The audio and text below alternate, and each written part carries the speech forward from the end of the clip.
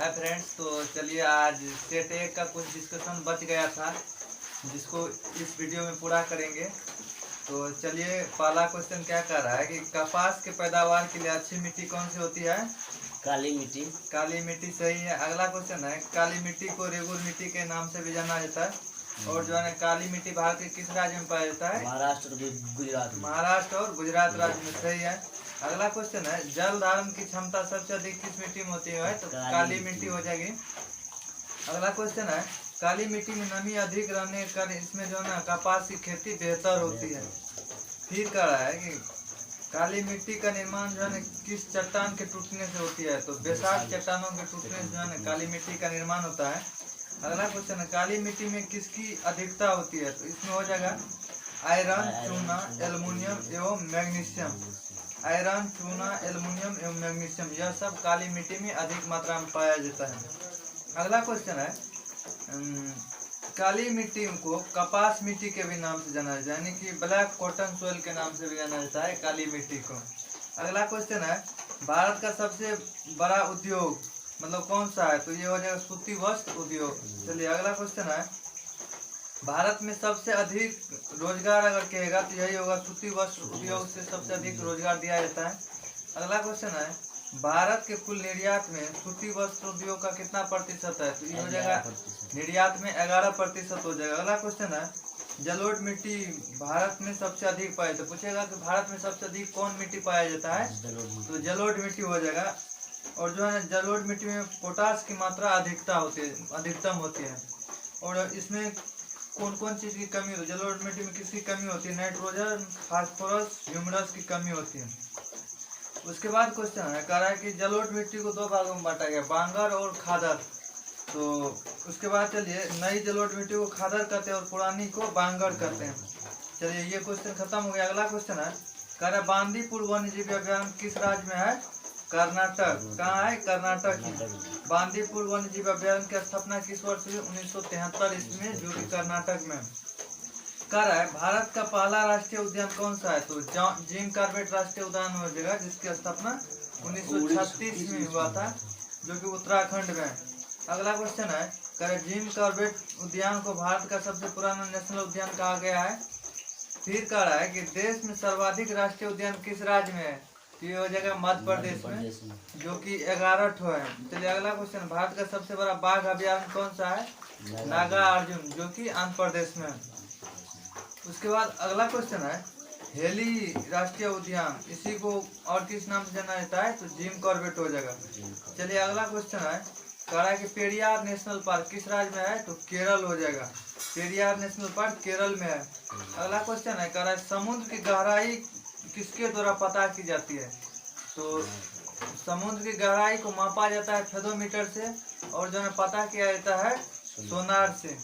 तो इसमें सोनार हो जाएगा। अगला क्वेश्चन रडार से वायुयान आदि की भौगोलिक स्थिति मालूम कैसे है? यानी कि देखिए पानी के अंदर पूछेगा तो सोनार होगा और वायु में पूछेगा जहाज की स्थिति पता नहीं लगाने के लिए, तो ये हो जाएगा रडार। चलिए अगला क्वेश्चन है कहता है समुद्र की गहराई किससे मापी जाती है? तो ये हो जाएगा फेदोमीटर। समुद्र की गहराई फेदोमीटर से मापा जाता है। अगला क्वेश्चन है गायरोस्कोप से क्या मापा जाता है? तो गायरोस्कोप से घूमती हुई वस्तुओं की गति मापा जाता है। घूमती हुई वस्तुओं की गति किससे मापा जाता है? तो गायरोस्कोप हो जाएगा। अगला क्वेश्चन है भूकंप का अध्ययन क्या कहलाता है? तो भूकंप का अध्ययन हो जाएगा सिस्मोग्राफी। उसके बाद क्वेश्चन कर रहा है जलयान में समय का पता किसके द्वारा किया जाता है? तो जलयान में एक यंत्र लगा रहता है क्रोनोमीटर, जिससे समय का पता चलता है। अगला क्वेश्चन है कह रहा है अंतर्दहन पेट्रोल इंजनों में होता है। इस यंत्र से पेट्रोल तथा हवा का मिश्रण बनाया जाता है, मतलब किसके द्वारा?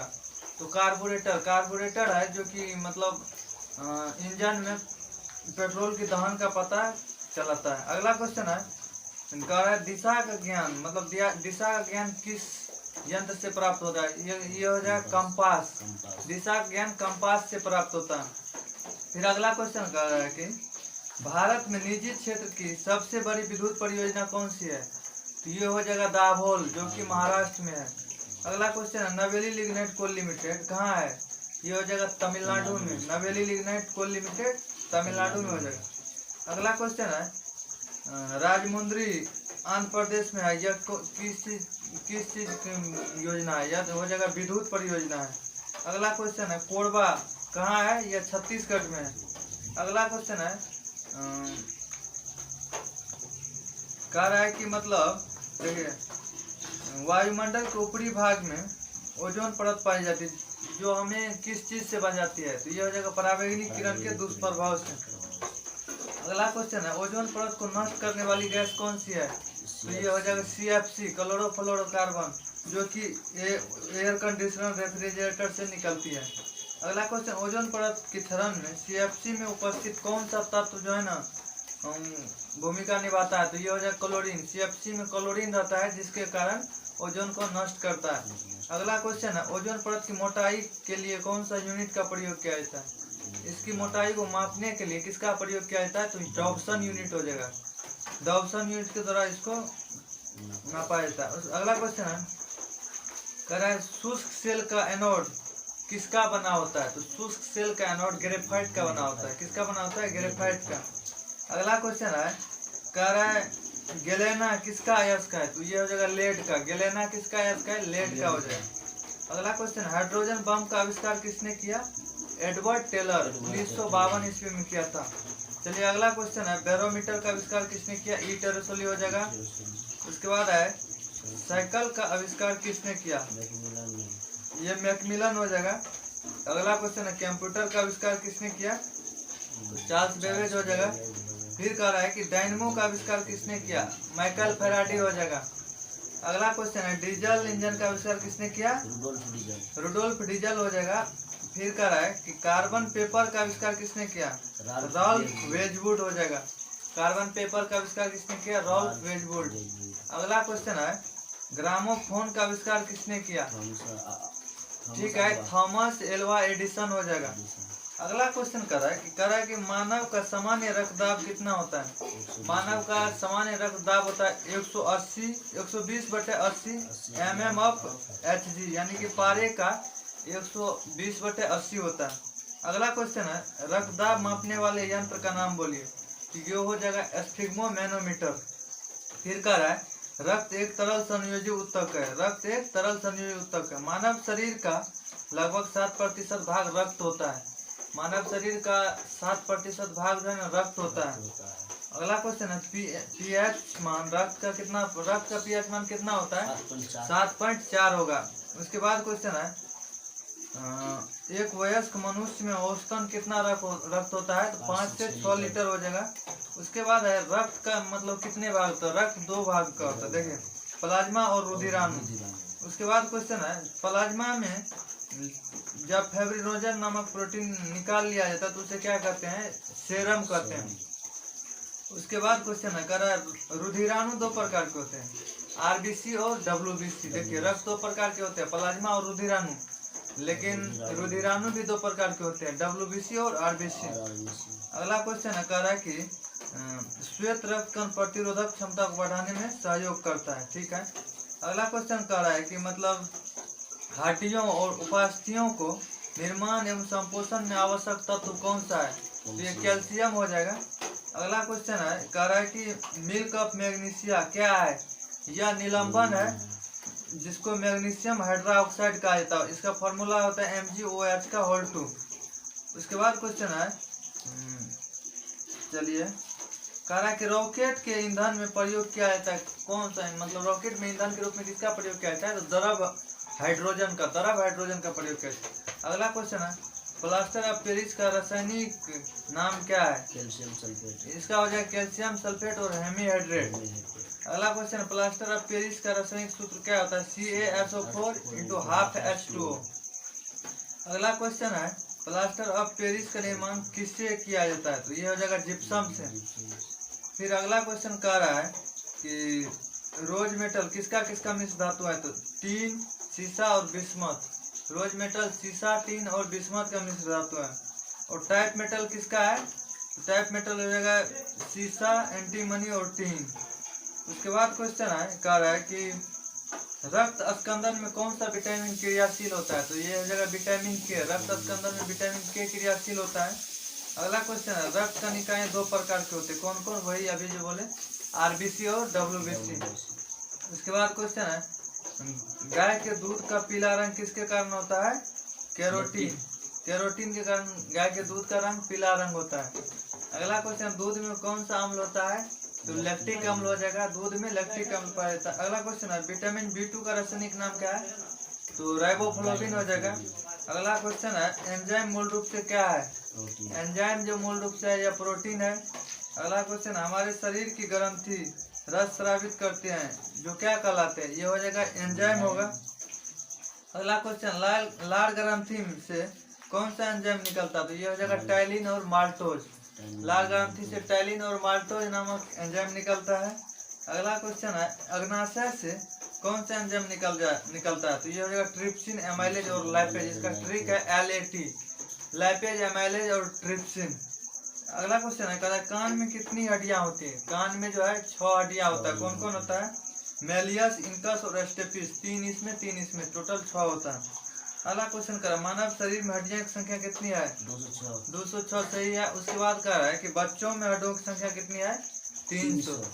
उसके बाद कह रहा है मानव की खोपड़ी में हड्डियों की संख्या कितनी है? 29 सही है। अगला क्वेश्चन है, दोनों हाथ और पैर मिलाकर हड्डियों की कुल संख्या कितनी है? 120 सही है। उसके बाद क्वेश्चन, तलवार में हड्डियों की संख्या कितनी होती है? 10, जिसे क्या कहते हैं? मेटाकार्पल। घुटना में हड्डियों की संख्या 2 होती है, जिसे पटेला कहते हैं। अगला क्वेश्चन है, कह रहा है कि स्टेपिस सबसे छोटी हड्डी है जो कि कहाँ आता है? कान में। सही है। अगला क्वेश्चन है, कह रहा है कि पौधों में पानी एवं खनिज लवण का संवहन कौन करता है? कौन सा उत्तर? तो यह हो जाएगा जाइलम उत्तर। पौधों में पानी और खनिज लवण का संचालन कौन करता है? जाइलम। इसे प्रायः काष्ठ भी कहा जाता है। देखिए, पौधों को यांत्रिक दृढ़ता प्रदान करता है। कौन सा उत्तर? तो जाइलम हो जाएगा। अगला क्वेश्चन कर, डेंड्रोक्राइनोलॉजी क्या है? पौधों की आयु का निर्धारण इस विधि से किया जाता है, डेंड्रोक्राइनोलॉजी द्वारा। अगला क्वेश्चन है, कह रहा है कि प्याज में गुणसूत्र की संख्या कितनी होती है? 16। प्याज में गुणसूत्र की संख्या 16 होती है। और टेरिडोफाइटस में ठीक है, एस्केरिस में गुणसूत्र की संख्या 1300 से 1600 सही है। अगला क्वेश्चन है, हीरोइन कहाँ से प्राप्त होता है? अफीम के पोस्ता से। पोस्ता से प्राप्त होता है हीरोइन, अफीम। अगला क्वेश्चन है, कह रहा है कि लाल रुधिर कोशिकाओं का निर्माण शरीर में कहाँ होता है? तो यह हो जाएगा अस्थि मज्जा में। उसके बाद क्वेश्चन कर रहा है कि लाल रुधिर कोशिकाओं में हीमोग्लोबिन पाया जाता है, जिसका काम क्या है? शरीर में O2 का परिवहन करना। अगला क्वेश्चन कर रहा है कि रोलेट एक्ट के विरोध में को किसने लगान न दो आंदोलन चलाने का सुझाव दिया था? तो ये हो जाएगा स्वामी श्रद्धानंद। स्वामी श्रद्धानंद जो है ना, कहा था कि लगान न दो ये आंदोलन चलाने के लिए। अगला क्वेश्चन है, रोलेट एक्ट कब पारित किया गया? 1919 ईस्वी में। अगला क्वेश्चन है, रोलेट एक्ट जो क्या क्या कहा गया? काला कानून, न वकील, न अपील और न दलील के नाम से जाना जाता है। अगला क्वेश्चन है, गांधी जी रोलेट एक्ट के विरोध में सत्याग्रह सभा की स्थापना की थी। चलिए अगला क्वेश्चन है, कह रहा है कि भारत में संगठित किसान आंदोलन खड़ा करने का श्रेय किसे जाता है? किसान आंदोलन खड़ा करने का श्रेय जाता है स्वामी श्रद्धानंद सरस्वती को, सहजानंद सरस्वती को। अगला क्वेश्चन है, स्वामी दयानंद सरस्वती को भारत के सबसे बड़ा किसान नेता कहा जाता है। फिर कह रहा है कि महात्मा गांधी ने खिलाफत आंदोलन को हिंदुओं एवं मुसलमानों की एकता के एक ऐसे अवसर के रूप में देखा जो 100 वर्षों तक पुनः प्रस्तुत नहीं होगा। चलिए अगला क्वेश्चन है, कह रहा है कि बम्बई के ग्वालियर टैंक मैदान से भारत छोड़ो आंदोलन का शुरुआत की गई, जो कब किया गया था? 8 अगस्त 1942 को। अगला क्वेश्चन है, भारत छोड़ो आंदोलन में महात्मा गांधी ने कौन सा नारा दिया था? ये हो जाएगा करो और मरो, डू एंड डाई का। अगला क्वेश्चन है, कुतुब मीनार का 5वीं मंजिल किसने बनाया? तो ये हो जाएगा फिरोज शाह तुगलक। फिर अगला क्वेश्चन है, कुतुब मीनार की नींव गुलाम वंश के शासक कुतुबुद्दीन ऐबक ने दिया था। इसे पूरा करने की पूर्व उसकी मृत्यु हो गई। तो चलिए दोस्तों, आज यहीं तक छोड़ देते हैं, फिर आगे की वीडियो में बनाएंगे।